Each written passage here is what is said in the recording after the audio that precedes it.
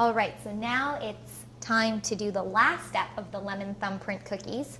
They cooked in the oven about 22 minutes till we got this really nice golden color.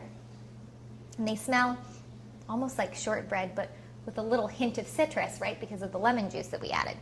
So try and find the smallest spoon you can find to do this, to fill the little wells with jam. You can use, and isn't that cute? It's all ready to go on the top tier of our 3-tiered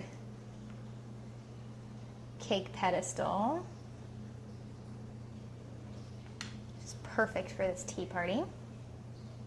Now you can use any jam you like. If you happen to have a homemade preserve, that would be very special, since your cookies are homemade, and you could have homemade jam as well. That would be very nice. But if you don't, it's no big deal.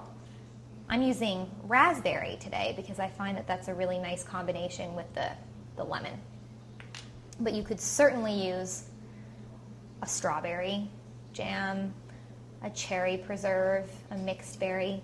Lemon blueberry is actually another really nice combination you often see in muffins and would taste just really lovely. On top of a lemon cookie, a little bit of fresh blueberry jam. Okay.